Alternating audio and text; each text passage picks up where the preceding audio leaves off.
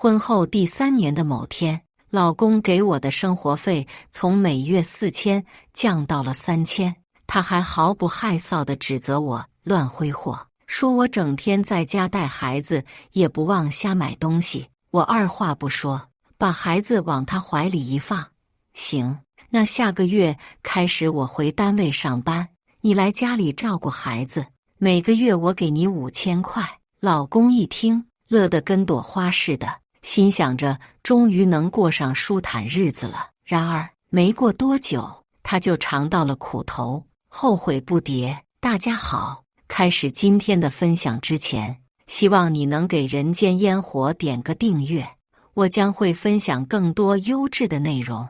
你在家不就是带孩子，能有多大开销？杨迅这句话是在我哄女儿睡觉的时候冒出来的，起因是他刷短视频，看到有博主说一个月用500块就能养活一家3口，于是动起了给我缩减生活费的心思。我说有了孩子花费自然多，他倒好，反过来指责我花钱没个数，人家怎么就能靠500块钱解决一家3口的吃喝拉撒，你就不能呢？虽说我们住的这只是个3线城市，但花销一点也不含糊，单是每个月的房贷、日常吃饭，再加上孩子的奶粉和尿不湿，别说区500，就算给5000，日子也是紧巴巴的。这其中我还时不时用自己的积蓄补贴家用，我没心思和杨迅多费唇舌，直接把每月必须的开支清单摆在他面前。房贷一项就3000出头了，你还想往下减？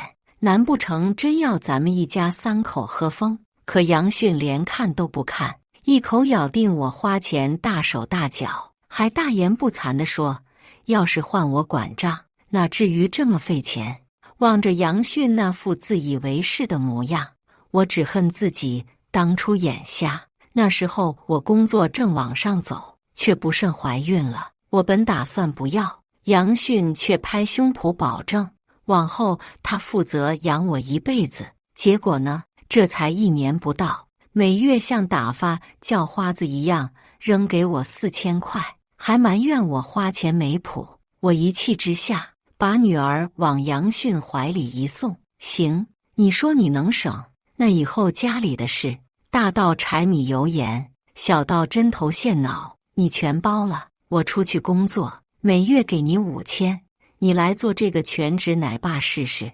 杨迅眼睛一亮，刘雪，你这话当真？我二话不说，微信给他转了5000块。杨迅更是乐得不行，还对我嗤之以鼻。我可提前说好，你这大半年在家带孩子，生活费从没剩过，将来要是省下了，也别想着要回去。我心中冷笑，不当家哪知柴米油盐贵，拿着5000块还想有剩余，除非他梦里能实现。杨迅手脚挺麻利，第2天就赖在家中，打死也不去上班了。为表决心，他还故意早起来，弄了一份乱七八糟的早餐，顺带给闺女热点事先备好的牛奶。我起床10多打扮，杨迅倒好，悠闲地把闺女往床上一扔，自个儿打开了电脑，还不忘拿腔拿调的给我来了一句，不就是看个孩子吗？哪有你说的那么费劲？也就你刘雪娇气，芝麻大点事就吹得自己多能耐。大清早的，我差点气得血压飙升。和杨迅结这婚，就图他老实巴交，再加上亲戚介绍，工作稳定，生活规律，对我爹妈也还算孝敬。本想凑合着过，这辈子也就这么将就了。谁知道生了娃以后用了他点工资，他就没完没了地抱怨上了。我深吸一口气，涂好口红，瞅着已经在游戏世界里遨游的杨迅，眉头紧锁。杨迅每2小时给乐乐换个尿布，还有喂奶的事，知道，一个女孩子哪有那么金贵？杨迅不耐烦地挥手，我皱眉，你什么意思？嫌不是儿子？那你自己当年怎么不争口气？被我这一说，杨迅面子上挂不住，狠狠地瞪了我几眼。有完没完？我都说了会照顾好乐了，你还想咋样？我不想跟杨迅吵，又看了一眼闺女，轻轻点了点她的嫩脸蛋，这才起身出门。昨晚我已经和学长提了想回去上班的想法，学长二话不说，让我今天就能恢复工作。这个小工作室当初还是我和学长辛辛苦苦创办的，后来我结婚了，事业才逐渐放慢了脚步。如今听说我要重出江湖，学长还特地发了个1000元红包，欢迎我回归。到了工作室，学长带我了解了最近的状况。我离岗也有7、8个月了，重新适应还得点时间。学长也不急，先给了我个小项目练手。临走时，他吞吞吐吐的，纠结了半天，还是开口了：小雪，家里要是有什么难处，记得告诉我一声。我有点困惑，虽说我和杨迅不富裕，但也不至于穷到需要别人救济吧？学长，你这话啥意思？学长也是一愣。杨迅没告诉你？我听老李说，杨迅被炒鱿鱼了，好像是工作出了岔子，连赔偿金都没拿到。这下我恍然大悟，怪不得杨迅一回家就对我百般挑剔，怪不得他一听我让他在家带孩子就乐呵，原来他已经失业了，挖好坑就等我往里跳呢。我憋了一肚子火，以前我觉得杨迅挺实诚的，谁知道结了婚就变得满肚子坏水。我正想用微信质问他呢，结果他倒先发了好几个视频过来。视频里，杨迅笨手笨脚的给咱闺女换尿不湿，闺女则迷迷糊糊的在床上睡得正甜。视频后面还跟着一句气人的话：瞧瞧，能有多累人呢？我懒得理他，眼睛直勾勾地盯着闺女那安详的睡脸。慢慢的，我把手机倒扣过来，开始专心投入到工作中。现在指望杨迅是指望不上了，但如果他能在家一直这样带孩子，日子这么过下去倒也不错。反正就熬过这半年1年的，等闺女长大了，也不需要他照顾，我自然就能轻松些。复工第1天，好多事情都不熟练了。等我下班回到家，已经晚上9点多了。闺女乖乖地躺在摇篮床里，尿不湿也干干净净的。我心里的石头总算是落了地。只要杨迅能照顾好孩子，我负责挣钱养家也没啥。快来吃饭吧！杨迅摆弄着手机，随手朝桌上剩的外卖一指。我抬头看了一眼桌子，眉头皱得更紧了。那是一份吃剩的外卖，饭只剩几口，菜更是少得可怜，就几片土豆和黄瓜。杨迅，你什么意思？让我吃你的剩饭剩菜？我在家打理家务的时候，可从没让杨迅吃过外卖，就算最简单的配置，也得是一个肉一个素菜。杨迅更是一脸无辜，冲我喊：这个便宜，才7块钱，你要想吃好的，加钱呗。要不是闺女在旁边睡得正香，我真想狠狠给她一巴掌。抱起闺女，我立刻反过来订了一份丰盛的大餐，外卖送得飞快，一份刚好的炒饭，还配了2菜1汤。揭开盖子那一刻，杨迅马上就凑过来了，他自觉地拿起筷子，嚷嚷着：点这么多干啥？浪费钱！最后还不是我帮你。我一把抢过了他的筷子，我冷眼看着他，讽刺地说：想吃啊？行，给钱。杨迅一下就火了：你什么意思？我吃你一口饭都不行？我用他以前的话堵他：谁赚钱谁说话算数，不满意？有本事明天就去上班啊！杨迅嚣张的样子立刻蔫了，这次他捅的篓子可不小，行业里都传遍了，还直接进了黑名单。短时间内他想找新工作基本不可能。再说他以前月薪也就6000，去掉家里开销，平时应酬和社保，每个月几乎一分不剩。没钱又没工作，他哪敢太嚣张。后来的日子里，杨迅安分了不少，他还是那个老样子，不愿意动手做饭。我就干脆在外面和学长吃完晚饭再回家。到了该交房贷的日子，他收到短信提醒，连忙给我发了个微信：小雪，该交房贷了。我平静地回复他：那就交啊，3000块钱。我不是早就给你了吗？杨迅说，我刚刚给小孩买了尿不湿和奶粉，手头真的没剩下多少钱了。他自己心里也清楚，钱剩不下多少。那当初怎么好意思提出要把生活费减到3000呢？这不是想让我既在家带孩子，又不用花钱吗？我没心情理他。你不是说有人一个月500块都能活吗？多看看那些博主的视频，认真学学。杨迅那头打了几次字，最后只扔过来一句：好吧，算你狠。我继续埋头工作。晚上回到家，杨迅正给孩子喂奶粉，但这次孩子哭个不停，甚至把刚喝进去的奶全吐出来了。我吓坏了，连忙从杨迅手里接过孩子。这是怎么了？杨迅没好气地瞥了我一眼。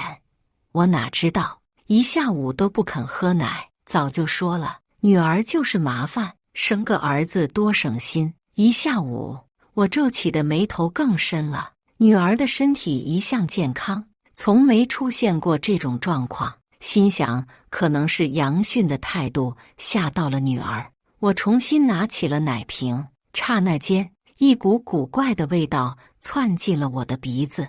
我把奶瓶凑近鼻子闻了闻，这和女儿平时喝的奶完全不同。我转头看着杨迅，这奶是怎么回事？杨迅眼神躲闪了几下，语气依旧不耐烦：有什么怎么回事？不就是普通的奶吗？我不信。抱着女儿走进厨房，那里还散乱着没收拾的奶粉罐，牌子是我从来没听说过的杂牌。见我发现了，杨迅的表情更加尴尬。我听朋友讲，那种几百块一罐的奶粉都是骗人的，这个又便宜又好用，只是乐乐自己太娇气，适应不了，多喝几次就习惯了，所以他就这样不顾女儿的安全。关于奶粉出问题的新闻，我不是没给他看过，还反复叮嘱，结果他转身就忘得一干二净。啪！我忍无可忍，一巴掌拍了过去，对着杨迅怒喊：你不做饭，不做家务，这些我都忍了，但是乐乐是你的亲骨肉，万一有个3长2短，你赔命都不够。这一回我们吵得特别厉害，我到邻近的婴幼儿用品商店买了点奶粉，回到家时发现婆婆和我妈妈都已经到了。在他们了解了整件事情后，婆婆居然反过来劝我：小雪啊，男人带孩子就是麻烦事儿一箩筐，要么你先暂停一下工作，等乐乐长大点再说。不成，这次我坚决不同意。怀孕那时候，所有人都劝我先把工作放一边，专心照顾孩子。可结果呢？换来的是杨迅那种高高在上、指手画脚的态度，使我每月领生活费时还得看他的眼色，感觉自己低人一等。我完全有能力做得比杨迅更出色，为什么生了孩子以后，我就非得放弃自己的事业不可呢？妈妈抱着女儿，一脸的心疼，见我这么坚定，又担忧地追问：那乐乐咋办？我深吸了一口气，实在不行，我就请个保姆来看孩子。杨迅一听这话，立刻阴阳怪气地说：刘雪，你还真阔气啊，动不动就要请保姆。你知道现在雇个保姆得花多少钱吗？咱们家那点积蓄，经不起你这么挥霍的。婆婆也连忙跟着附和：现在的保姆多贵啊，随便找一个都得5、6千。这样，小雪，要不然你请我吧，每个月给我5000，我保证把孙女照顾得妥妥帖帖的。我差点被自己婆婆的话气笑出来。婆婆本就是农村出身，重男轻女的思想根深蒂固。女儿出生时，她就牢骚满腹，非常不高兴。坐月子那阵子，有段时间是我妈因故走不开，由婆婆来照顾我。我私下给了她不少钱，结果婆婆因为是孙女，就不舍得花在她身上。没出满月的女儿穿着别人给的旧衣服，吃的是米糊，最后还是我发了脾气，大闹一场。婆婆才不乐意地回了老家。这才过了多久，又想回来折腾我女儿，还敢张口就要那么多钱。见我脸色难看，妈妈赶紧出来打圆场，笑着说：哎呦，亲家母，现在年轻人哪有愿意和爸妈一起住的？再说了，咱们那套养孩子的老观念已经过时了，带孩子的事儿咱们就别掺和了。婆婆一听更着急了，生怕我每月会给外人5000块钱，马上拉上杨迅到我跟前，陪着笑脸说：小雪，孩子还是父母自己带比较好，杨迅都愿意为你留在家里了，你再另请保姆像话吗？而且我也听说了杨迅那事儿，5000里面3000都是用来还房贷的。杨迅手里没钱，买点便宜奶粉也是情有可原嘛。我倒是觉得下个月起，你就直接给杨迅5000块，让他照顾孩子，房贷你另外再出。这样一来，孩子有爸爸带，你又能干自己喜欢的工作，这不是两全其美吗？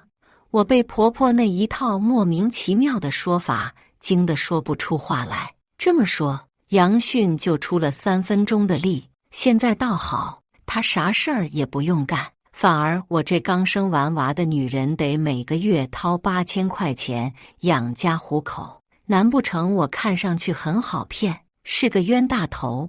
我压下心中腾起的怒火，冷冷地看向婆婆，笑着说：您都说杨迅是乐乐他爸了，这所有的开销都要我来承担，是不是有点太过分了？而且以前我在家的时候，杨迅每个月也就给我4000块，怎么轮到他了，我就得给8000呢？婆婆脸上有点挂不住，回头瞅了杨迅一眼，不等他们俩反驳，我直接开口：孩子的日常用品我来置办就好。说到杨迅，妈，您可能不知道，杨迅最近在学着怎么省钱呢，一个月才花500块。那这样，我每个月给他1000，他就负责看看孩子，喂喂奶，别的事儿也不用他管了。可是，婆婆还想说什么，又被我一句话堵了回去。妈，杨迅现在在家也没什么需要花钱的地方。我们家也不是什么富贵人家，花钱不能大手大脚的。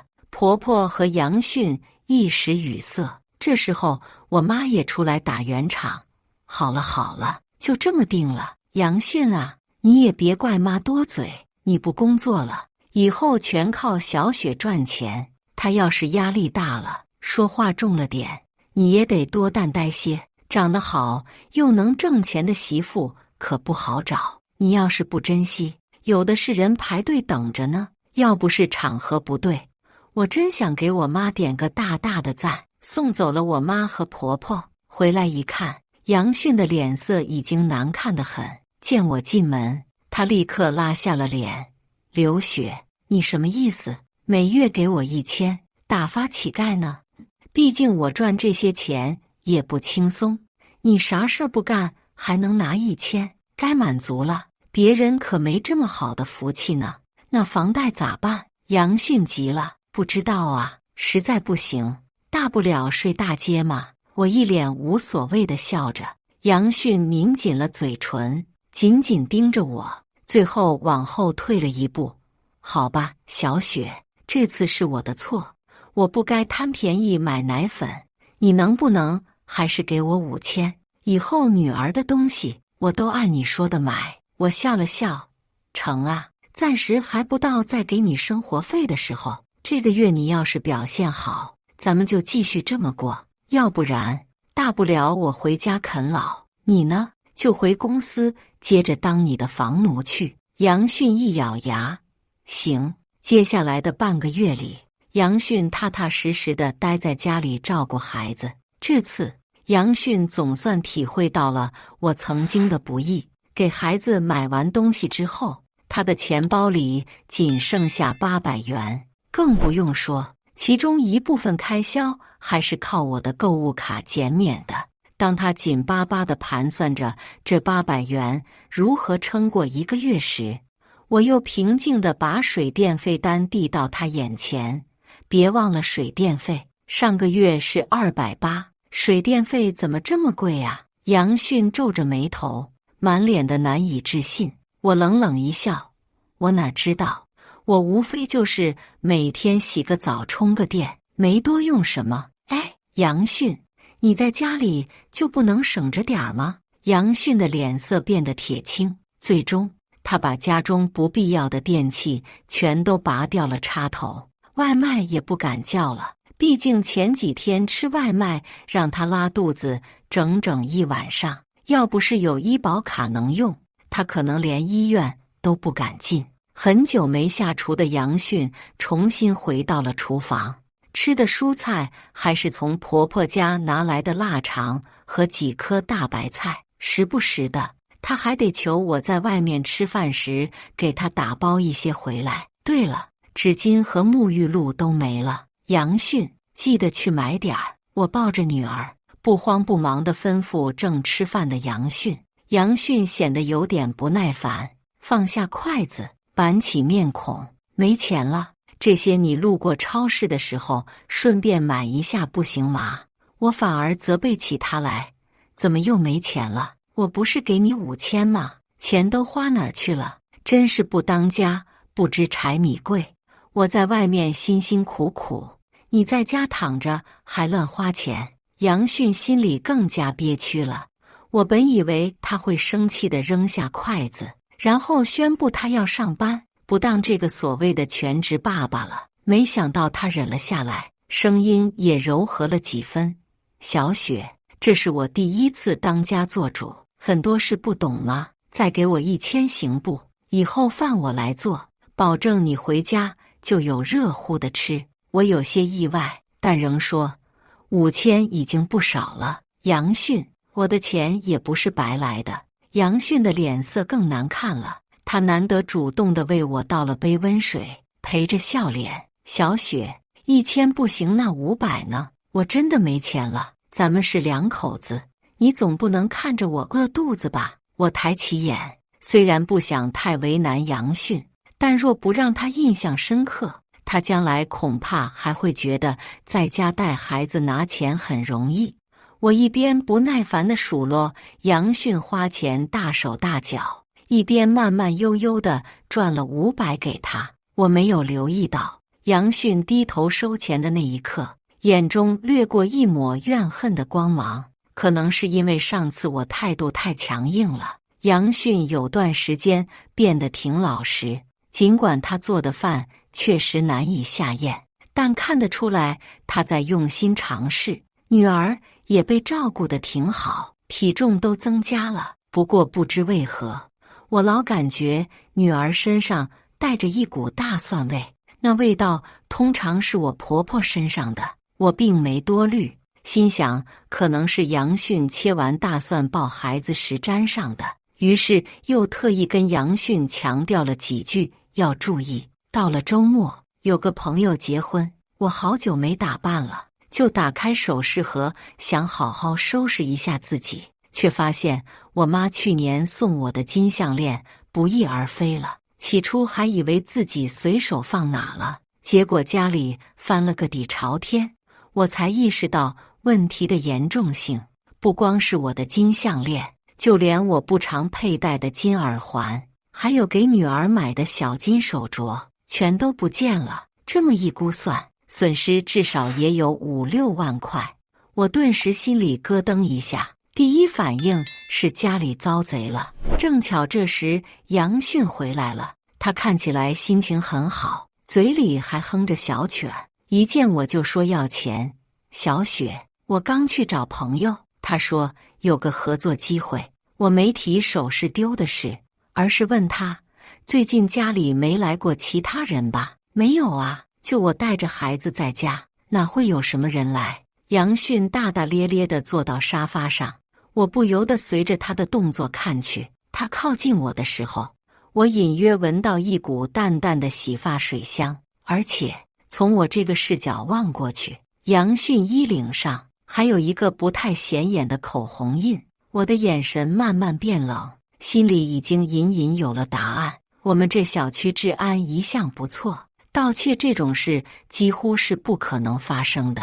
再说楼道里都有监控，查起来很容易就能找到线索。这样一来，唯一能解释得通的，就只能是家里人所为了。除了我，那就只剩下杨迅。我没直接说破杨迅的事，要是没瞅见那口红印，我可能就信了他是缺钱，想卖掉家里的一些物件。但那口红印一冒出来，我脑子里就开始翻江倒海了。这事儿往大了说，那就是出轨呀。要是真这么回事，得在他出轨的实锤落在我手里前，不能让他察觉到不对劲。哎，我想起来，彩礼和陪嫁都在你那儿保管着呢，差不多50多万吧。我一个朋友创业，我打算投点资，将来成了，我就做家数钱了。人一旦尝到不劳而获的甜头，心就会越来越贪。再说，杨迅当时的彩礼就8万8，剩下的50万可全是我嫁过来的陪嫁，他还真好意思张嘴要。心里的念头一个接一个冒，瞧着杨迅催得急，我随口应付，存银行定期了，还得等段时间呢。那也行，不急。杨迅看上去挺高兴，他又哼了首小曲，这才回了房间，连女儿的面都没瞅一眼。我也没放心上，赶忙在网上订了几个微型监控摄像头，第二天就安到了家里的几个屋子里。不出所料，周一那天，杨迅又动手了。这次他对我的包包下手了。还没嫁给杨迅那会儿，因为工作室创业成功，我赚了点小钱，买的那些包包，便宜的几千块，贵的几万块都有。后来嫁给了杨迅，家里杂七杂八的事，加上日常生活开销，就在没多余的钱买这些了。这会儿，杨迅随手从我衣柜里拿了个值2、3万的，走到客厅，我发现婆婆也在，她正不耐烦地抱着女儿，对着杨迅笑眯眯地说：“去吧，给婷婷多买点好吃的，别让她受委屈了。”我脑袋更糊了。和杨迅结婚3年，我从没听说他家有叫婷婷的亲戚，顾不上多琢磨。我把手头的工作匆匆交给了学长，马上请了半天假往小区赶。工作室离小区不远，我骑着小电驴10几分钟就到了，正好撞见刚从二手首饰店出来的杨迅。我戴上事先准备的假发和口罩，打了个出租，跟在他后边。让我惊讶的是，杨迅去的是母婴店。我刚想感慨杨迅是不是良心发现了，打算对女儿好些，却见他直接走向了一个年轻女子。他一脸轻松地搂着那女子，手抚着女子隆起的肚子，语气腻歪地说：“媳妇，咱们的儿子最近乖不乖？”那一刻，所有线索串联起来了，卖了我的首饰包包，还和婆婆轮流带女儿。原来是为了在外面养别的女人和孩子，吃我的，用我的，还拿着我的钱去养小三。杨迅得是个什么禽兽不如的东西，才能干出这种事。我气得浑身直哆嗦，真想冲进去狠狠地揍杨迅一通，但理性告诉我这样做不行，毕竟我和杨迅还没办离婚，他拿我的东西去卖，法律也管不到这种家务事。眼下我最该做的是找到杨迅出轨的确凿证据，让她1分钱也带不走的离开这个家。录完视频，我立刻回到了家。家里婆婆正往奶瓶里灌米糊呢，见到我回来，她猛地一惊，急匆匆地把奶瓶藏到身后，勉强对我挤出个笑：“小雪，你怎么这时候回来了？”我装作没看见婆婆的小动作，抱起睡得正香的女儿，有点不太舒服，就早点回来了。妈，你怎么来了？杨迅不在家吗？婆婆更紧张了，磕磕绊绊地说了半天，才勉强笑着：“小雪，你也别恼。杨迅一个大男人，整天窝在家里都憋得慌，我就想偶尔来搭把手，让他出去散散心。”我嗯了一声，抱着女儿进了卧室。我拉出个大箱子，开始整理那些我自己买的奢侈品。杨迅真是穷疯了，这才半个月，从我这儿拿去变卖的东西，怎么说也得有7、8万了。而我跟他结婚这3年，除了结婚时的1万多块的金饰，别的首饰、包包、衣服，他一件都没给我买过。想到这儿，我也忍不住后悔起来，当初怎么就信了杨迅那老实巴交的样子？就连婚姻屡次出问题时，还觉得能慢慢磨合好。现在想想，我真是脑子糊涂了。好在他也不是完全没用，至少那几回努力，让我有了个可爱的女儿。收拾好所有值钱的玩意儿，杨迅也火急火燎地回了家。看到我行李箱里满满当当的奢侈品，他眼神里明显露出心虚。这是干啥？没啥，反正平常也用不上，不如送给闺蜜。我冷冷地说着，关上了行李箱。杨迅一脸心疼：“送闺蜜干嘛？这可都是钱啊！你不要，卖了钱给我去做生意，最后还是咱们的。”我眼皮都没抬一下，已经答应人家了。对了，杨迅，我给女儿买的小金镯和我的金耳环怎么不见了？杨迅的眼神更加躲闪。谁知道呢？孕妇傻3年，说不定你自己放哪儿忘了，是吗？我冷笑一声，拎起行李箱就要走。杨迅却又一次拦住了我：“小雪，你把这些东西随便送人，问过我没？我们可是2口子，这些是共同财产。”共同财产？我看着杨迅那副虚伪的样子，直接讽刺道：“这些都是我婚前自己买的，发票、购物凭证我都留着呢，哪门子的共同财产？你少往自己脸上贴金，这些东西跟你半点关系也没有。”刘雪，你什么意思？我直接推开了杨迅：“我处理自己的东西，你生哪门子气？没本事，脾气倒挺大。”从那天起，我和杨迅之间就像结了冰，谁也不理谁。新的1月开始，我没给他生活费。其实杨迅也不缺那点钱，他卖掉的那些旧物，怎么算也值个3、4万，足够他潇洒一阵子了。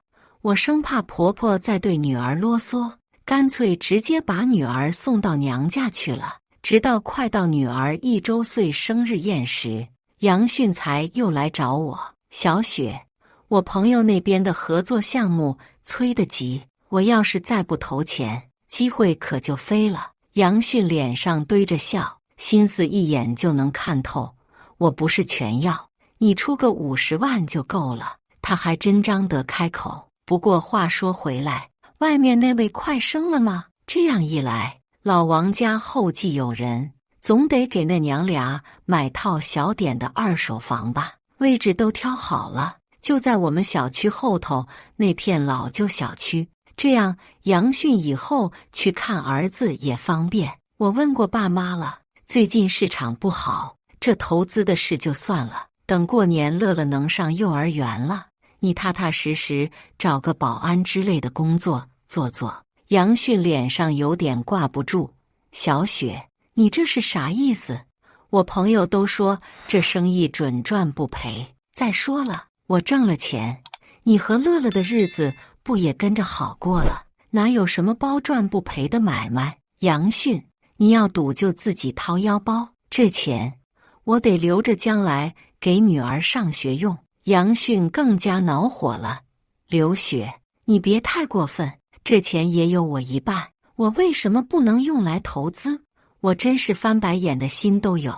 谁告诉他嫁妆里有他一份的？这是我婚前的个人财产，结婚前我还特意去做了财产公证，见我不吱声。杨迅更火大了。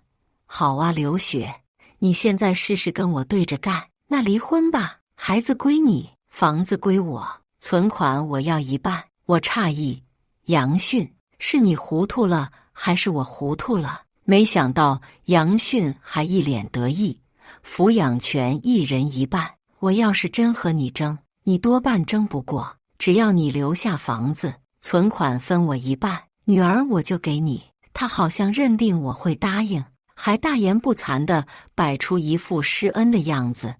我也不让你吃太多亏，存款你留20万就行，但你现在开的车得给我。我冷笑出声。杨迅，天还亮着呢，别做梦了。婚内出轨，想让我让你带着东西走，除非我输了。杨迅一愣，脸上明显慌了神。你瞎说什么？我声音更冷。本来想等女儿生日过后再收拾你，你自己不知羞耻，那我随时准备奉陪。刘雪，你瞎扯什么呢？我冷冷地瞥了他一眼。是对婷婷吧？下个月就预产期了，我得提前恭喜你，要当爹了呢。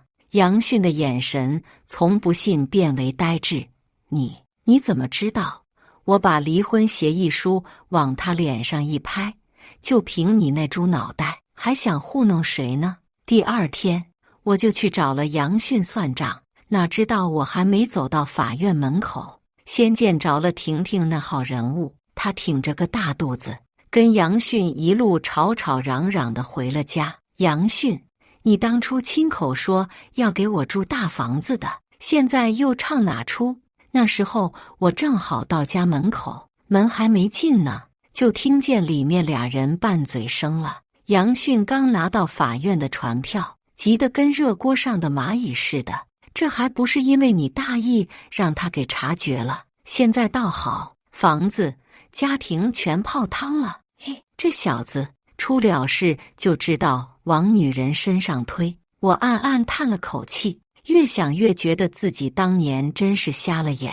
那女的也是一肚子火。杨迅，你还怨我？你老婆你不看好，现在反过来怨我，你是不是有毛病啊？我可告诉你，我肚子里怀的是你们老王家的骨肉。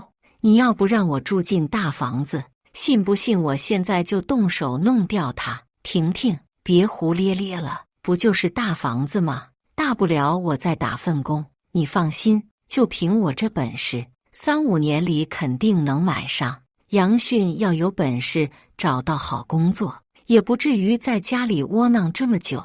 他们后面说的话，我也没心情再听了。回去哄孩子的时候，我听说了个事儿，婷婷因为一时火起，羊水早破了。可悲的是，生下来的偏偏是个闺女。两口子在医院闹腾了好一阵，骂医生信息不准，结果闹了2天，才发现根本没哪个医生说过这一胎肯定是儿子，纯粹是婷婷为了留住杨迅编的瞎话。反正男女各占一半几率，他也就搏一搏呗。开庭前的那天，杨迅又来找我了，他的脸显得很疲惫，胡须也没刮干净，看起来特别的落魄。一见到我，他就急忙拉住我的手，满脸恳求地说：“小雪，我明白自己错了，咱们别离婚行不行？以后我会好好照顾乐乐的，就像以前那样，好吗？”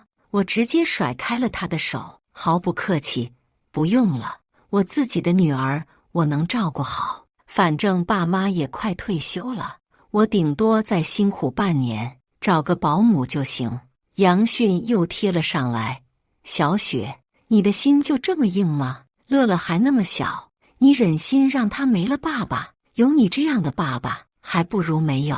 如果杨迅能安分守己的在家里当个废物带孩子，我也许还能忍。但他不仅出轨，还打起了我嫁妆和金首饰的主意，这婚是非离不可了。小雪，杨迅的声音干巴巴的，满眼祈求地看着我。你知道我没工作的，现在要我净身出户，那跟要我命有什么两样？现在害怕了，早干啥去了？我冷眼看着眼前的这个男人。你出轨的时候，想过我何乐了吗？偷走我的金首饰时，想过我何乐了吗？杨迅，这怪不了别人，都是你自己做的孽。因为证据确凿，并且杨迅理亏又没法子好好养孩子，女儿没跑的判归了我。法院心肠好，提议让我把结婚时收的彩礼退给杨迅。我二话不说，答应的痛快。离完婚第2天，我就找人把房子上上下下打扫干净，紧接着就租了出去。至于我呢，带着闺女在娘家过的那叫一个滋润，空闲时候还会抽空和同事去逛逛新店，尝尝鲜。可杨迅那边日子就没这么顺畅了，那个女的可不好对付，就算生的是闺女，也硬是要杨迅负责，手头上就那8万8，俩人只好挤在一个破破烂烂的出租屋里。为了撑起这个小家，杨迅不得不接了个保安的活。就在前2天我逛街时，还瞧见杨迅低着头，忙着给易老板赔不是呢。我呢，也就抿嘴一笑，拽着同伴转身走人了。再次得知杨迅的消息，是源于一则社会新闻报道，他被婷婷用刀刺伤致死，结果婷婷被判入狱，而他们的小孩则交由我的前婆婆抚养。听说在婷婷生下孩子之后，她就开始遭受着极为严重的产后抑郁症的折磨。杨迅哪懂得这些，仍旧和以前一样，认为婷婷只会待在家里花钱，不会挣钱，还总是小题大做。他回到家，不外乎就是打骂。时间一长，在这种沉闷压抑的生活中，婷婷终于忍无可忍，爆发了。在一个深夜时分，他动手杀死了杨迅。当我看到这则新闻时，不由得叹了口气，人呐，终究要为自己的抉择承担后果。杨迅落到这般田地，完全是咎由自取。